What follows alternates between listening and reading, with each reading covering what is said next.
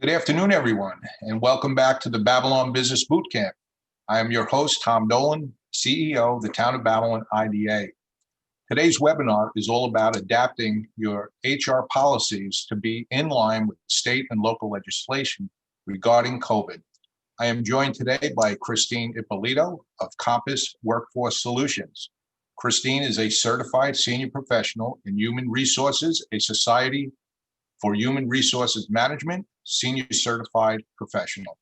She has served clients in a leadership capacity for 25 years in multiple industries and environments within Fortune 250, venture capital, and equity-backed companies, as well as privately held and family-owned businesses. Please welcome Christine Ippolito. Christine, good afternoon. Good afternoon, Tom. Thank you for asking me to join you today. We're so happy to have you. Right now we know businesses are going through a lot of things and policies and protocols that must be followed right now. And I think this is great that you're here with us today to share some information. So thank you. My pleasure. So what workplace posters or notices are required right now to be provided by employees while operating during COVID-19? Well, there's some additional federal and state guidelines that were enacted under the CARES Act, as well as New York State stepped in and enacted paid sick leave.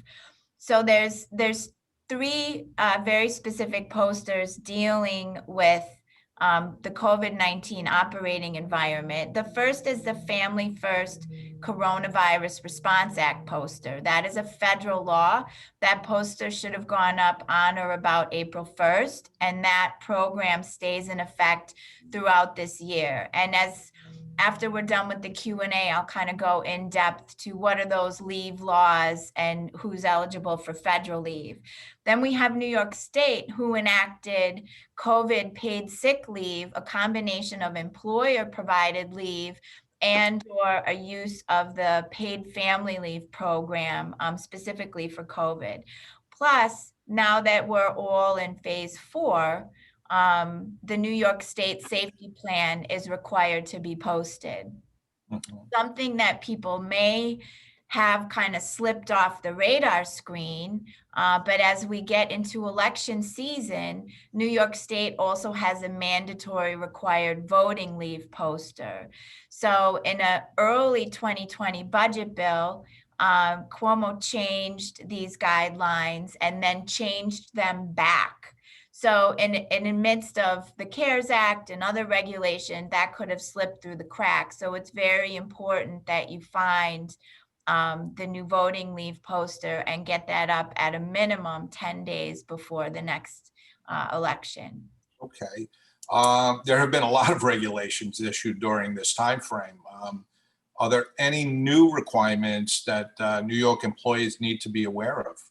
Sure. So we touched on the voting leave. So voting leave was altered towards the end of last year. And then this year reverted back to our prior policy, which basically says if an employee has a 4-hour window before work or after work where the polls are open, they are not entitled to voting leave. But if they don't have a 4-hour window to vote, then they're entitled to up to 2 hours of paid time off to vote if they are a registered voter.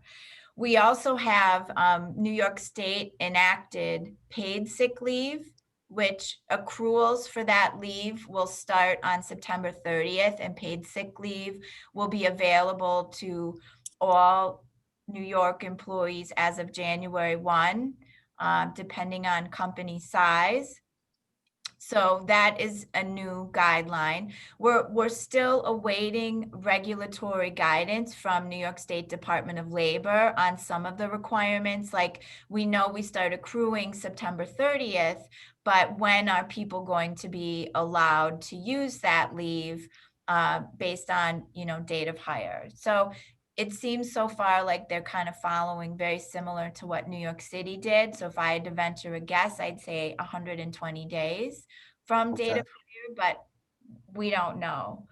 Okay. Also, minimum wage is increasing, right? So those laws were enacted several years ago, but taking effect December 31st of 2020, minimum wage is increasing in Long Island and Westchester to $14 an hour, which also increases our salary levels for who can be exempt from overtime. So Wow. that's going to go up to right under $55,000 a year as we go into January 1st of 2021. And then sexual harassment prevention training is still a requirement. So for many companies, because we had that October deadline in 2019 for your first training session, a lot of companies are coming up on their 12-month anniversary for October training, or training maybe even in the month of September. So there's definitely a lot going on and a very challenging time to be operating a business. Wow. It sure is. Which kind of lead, what do you see as the biggest and most costly mistake that businesses are making as it relates to your field right now? Well, I've had several, many conversations with business owners, and some of the feedback is no one could possibly expect us to be in compliance with all these new guidelines. I don't think the Department of Labor or the federal DOL is going to engage in enforcement. Well, I don't think that's right. So if you recall, not too long ago, we had another recession, 2008, 2009, the mortgage crisis. And immediately after that, New York State enacted several labor laws, including the Wage Theft Prevention Act, which they've strengthened since then. So I think the DOL has every intention of enforcing every regulation and every guideline that they're rolling out, whether it's federal or state. They're not always the fastest to respond, but they're definitely not going away. So in New York State, we usually have a look back period for wage and hour, which is 6 years. That's not changing. Wow. And the federal DOL is responding very quickly to people that are not following new guidelines. So I know Nassau and Suffolk, if they receive a complaint from an employee that they don't think their business is operating safely or following the COVID guidelines, those agencies are reacting in under 24 hours and either doing site visits or phone calls to contact business operators to find out what's really going on. So I think that's the biggest mistake that some people are making, is thinking that there will not be enforcement for all of the enhanced guidelines. Okay. Well, what I'm going to do now, Christine, is I know you have a presentation that you've prepared. So I'll turn it over to you. But before we do, we could do it now, and I think we should do it at the end. How can local companies contact you right now? Sure, they can call us directly at 631-794-7401. My email is also on the slide here that's on the screen, or they can contact us via our contact portal on our website. So if you go to www.compasswfs.com, you can contact us through our contact page, or you can call us. So we're putting a lot of free information on our COVID resource link. And at the end of the presentation, there is a slide that has several links that businesses are probably going to want to hold on to as resources. And our COVID page is there, and also on the front slide here. Okay, great. Look forward to your presentation. Thank you, Christine. Thank you so much, Tom.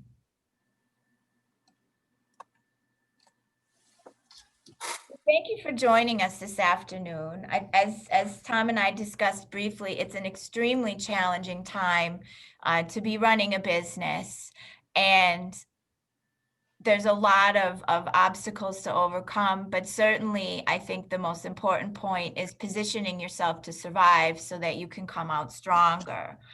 So as we kind of walk through this agenda, I've made a list of critical policies and procedures that employers really have to help them navigate this COVID operating environment. Then I'm going to touch on some of the new federal and New York State sick leave benefits that have come about because of COVID.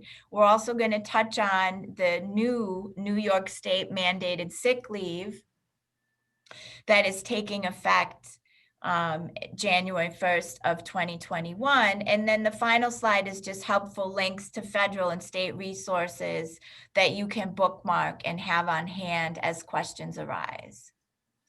So my name's Christina Polito. I'm the founder and principal of Compass Workforce Solutions. Our focus is helping small and medium-sized employers that are located in New York, New Jersey, and New York City navigate the employment regulation that's so critical to keeping their businesses safe and operating, helping them with operational controls, as well as reducing conflict and harassment in the workplace. So there's a list of policies and procedures we've compiled that really help employers and employees understand what's expected and what's required, but not only that, kind of create boundaries and guidelines for how we're operating during the pandemic. So many companies literally within a matter of 24 to 72 hours converted to remote work environments or some combination of remote work and hybrid on-site work if you were an essential employer.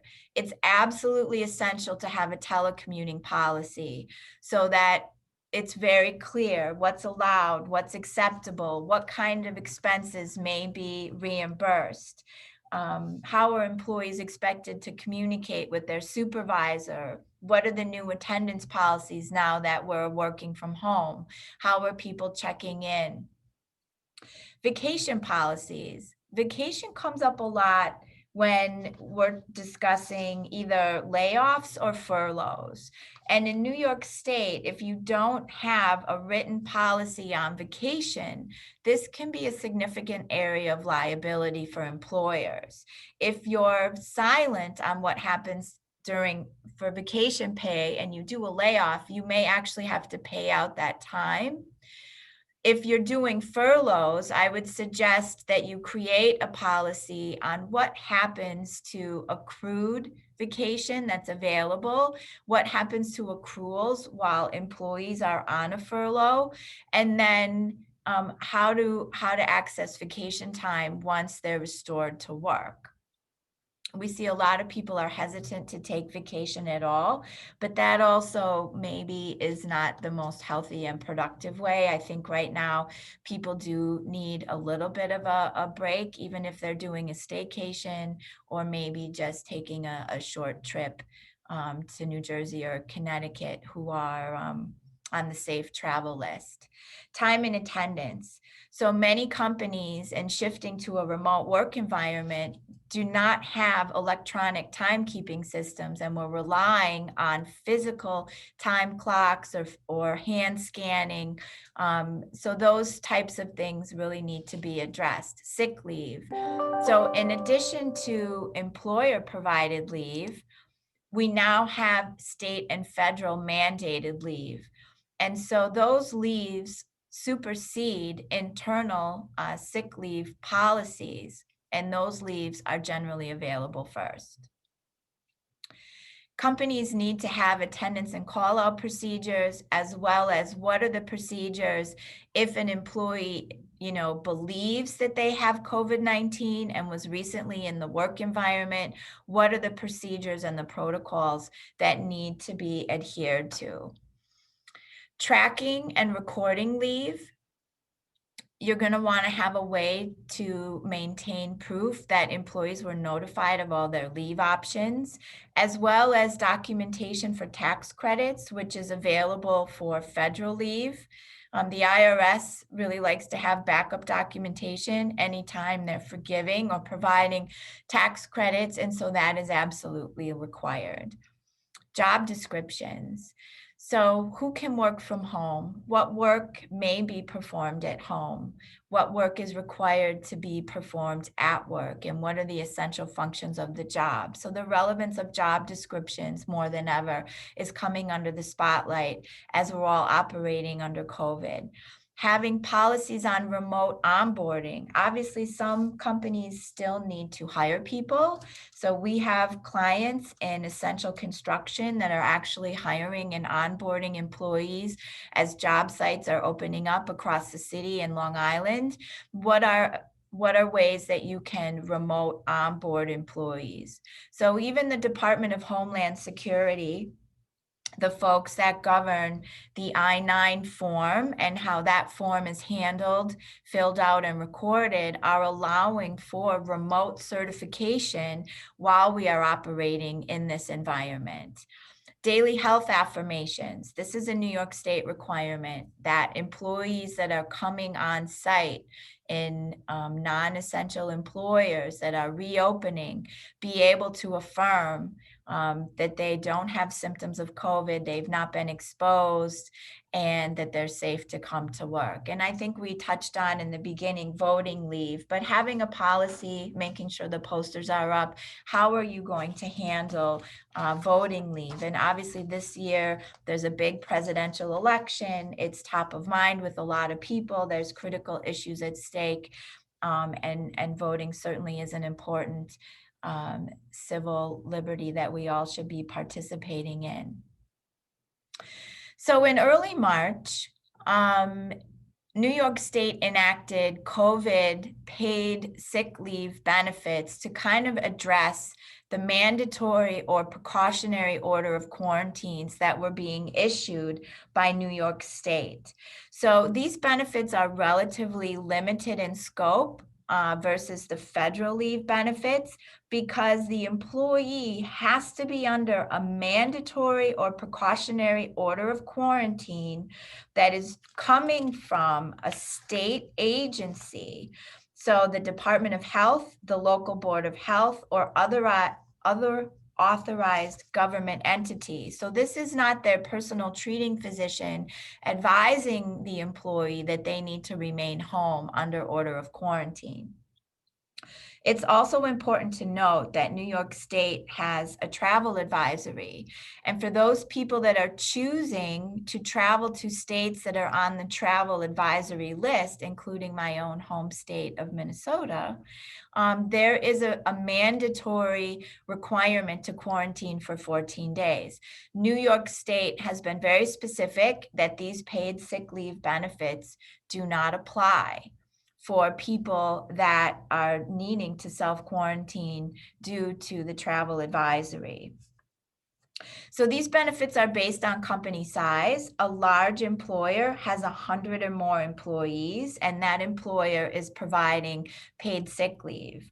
Medium-sized employers tend to be 11 to 99 employees, and companies making more than $1 million last year in annual revenue. So they have 5 paid sick days in addition to any existing PTO provided by the employer.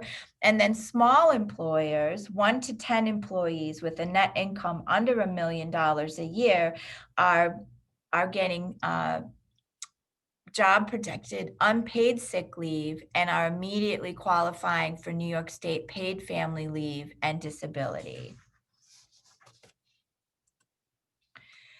So the Family First Coronavirus Response Act is a federal law, and this came into effect on April 1st. And this really has a lot of teeth to it. If a company has 500 or employees or less, they are required to be in compliance with these particular guidelines. And I'll touch on sort of at what size are you not required to meet these particular guidelines on leave. There is a poster that goes with this. We discussed that early on in the webinar, but make sure that you have your FFCRA poster as well as your New York State paid sick leave poster up and visible. And if everyone's working remotely, electronic distribution is perfectly fine. Now, the nice thing about FFCRA is employers will receive 100% reimbursement for paid leave and the related employee benefit contributions from their federal payroll tax withholding. So many of the payroll companies have set up special codes to be used when this leave is being utilized, so that you're instantly having pulled out of your federal tax deposit for that payroll coverage for that paid leave. If your payroll is smaller and you're not getting full reimbursement, you can also request an expedited monetary advance from the IRS. Now, this leave covers several different provisions. It addresses employees that are subject to a federal, state, or local quarantine due to COVID-19. They've been advised by their personal health care provider to self-quarantine related to COVID-19. They are experiencing COVID-19-like symptoms and they are in the process of seeking a medical diagnosis, or they are caring for an individual subject to an order of quarantine, so a family member or a child who needs care. There also is the provision that if people do not have childcare or daycare and they need to take care of a child due to lack of this, either school closure or daycare closure, they are also eligible for paid leave at a different amount. So if the employee is taking leave for their own use, it's up to $500 a day, up to 80 hours, or 2 weeks of pay. If an employee is taking leave to care for someone else or to care for a child, there's 10 days of leave at 2/3 pay, up to $200 a day. These apply if the employee is not able to work remotely, and the determination on remote work is really up to the employer. That's the employer's decision if the job can be performed effectively remotely. In addition to this, there's an expansion of family medical leave, or what's called emergency FMLA, for any employee that has 30 days of service. They are now entitled to 12 weeks of leave. And this leave would apply if they're not able to work or telework and they need to care for a child due to a school closing. Employers that have under 50 employees are eligible for an exemption if business viability is threatened and this is an undue hardship. Employers with 25 employees do not need to reinstate workers if a position has been eliminated due to the COVID-19 crisis, or they're not able to hold that position. So this leave is also job protected leave, meaning employees cannot be penalized, terminated, and need to be restored to a similar position if they're utilizing this federal leave. Now, this leave started April 1st. It's running through December 31st.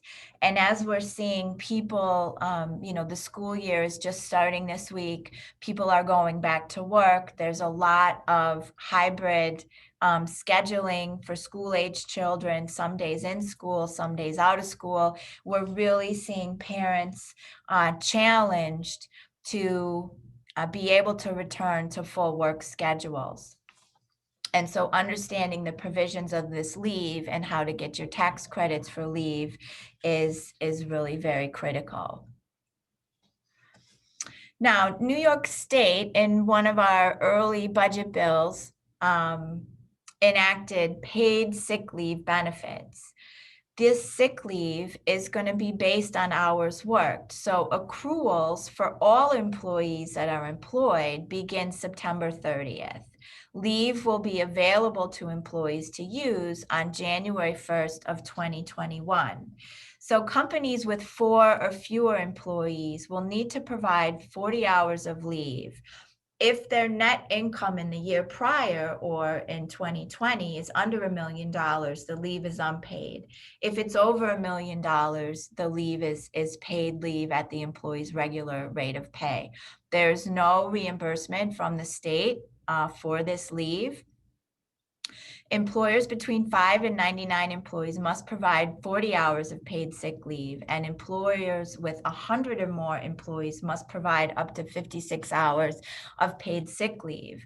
Now, records need to be maintained for 6 years. That's the general record keeping requirement for all wage and hour issues in New York State. So that's relatively normal. The good news is if you're already providing leave that meets the amount of time available under any type of paid time off policy, you might just need to adjust your policy to account for the reasons that leave can be used.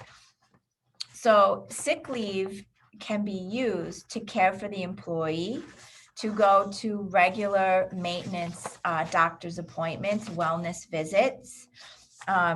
It can also be used to care for a family member or a family member who's seeking assistance for domestic violence, a sexual assault, stalking, or human trafficking, or any other action necessary to ensure the health and safety of the employee or the employee's family member.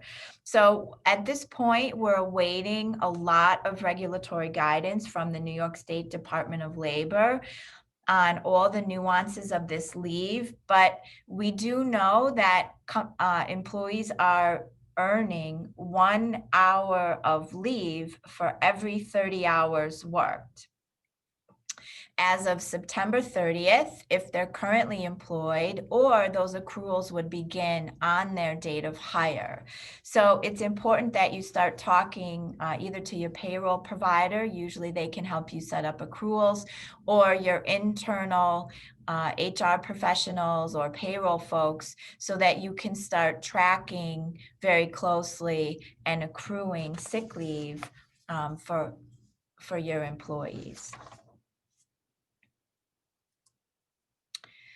This is a page that we've created with links to different helpful resources. So the first link is a link back to the Compass website, where we maintain kind of an overview of the different COVID-19 resources that we're putting out, in addition to our blog and different articles. So there's some helpful checklists there on operating during COVID and everything you need to be aware of. There's other links back to operating safely, to CDC posters, to unemployment resources that may be helpful. The second link is the link back to the New York State Paid Family Leave and COVID benefits page that kind of outlines for companies, employees and employers how to use the paid family leave during COVID. So New York State paid family leave has been in existence since 2018. And if someone has a serious health issue, which does include COVID-19, unfortunately, we've seen many instances where, 14 days of quarantine does not resolve the COVID system, or that family member needs serious medical treatment. Employees are allowed to take leave to care for a child or a family member that's been diagnosed with COVID-19, and that leave begins on day 1. The third link is to the Department of Labor on the Family First Coronavirus Response Act, the expanded leave benefits, and the emergency FMLA, including links to the posters, helpful FAQs, and guidance by the DOL. It's important to note that New York State has challenged some of the guidelines around the federal laws, especially as it relates to intermittent leave and also who is eligible for leave. We're not sure what the outcome of that is yet. So right now I would follow Department of Labor federal guidelines on how to administer that leave. The fourth link is a link back to OSHA. So OSHA has created a dedicated COVID page to provide some information to employers on how to create a safe work environment during COVID-19. New York State has also been very vocal on what are the guidelines going to be in regards to workers' comp if there's some evidence that's relatively strong that COVID was contracted at work or from a coworker or a colleague. So I've included a link to an FAQ that the Workers' Compensation Board of New York put out to discuss what happens with workers' comp and when does that come into play. The sixth link goes to the New York State Travel Advisory website. So in July, New York State alerted all of us to a travel advisory, and unless you're essential, there are certain states that are listed where if you do choose to travel to those states, then you will be on a 14-day self-quarantine at home. If you're going through the airport, they definitely are asking you to complete a form and tracking who's left New York State and are you self-quarantining. So the list to the advisory is there with all the guidelines.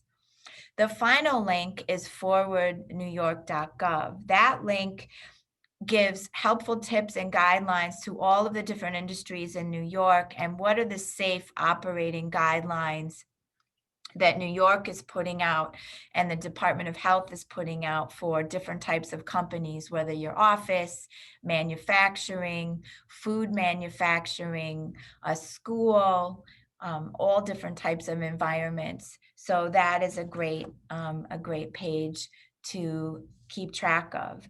I think the most complicated part of operating during COVID is it truly is a web of federal, state, and local resources that companies really have to follow all of them to navigate operating on a regular basis through the pandemic. And I think much of this is going to stay in place probably until the end of the year. So this information is current as what we have as of today, September 8th. Things change, so it's important to bookmark those links and stay connected to what is going on.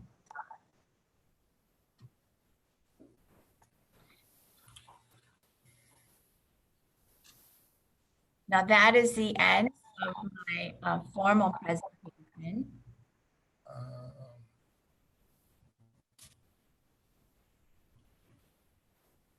Trying to come back. You start the video? I hit it. It's not bringing me back though.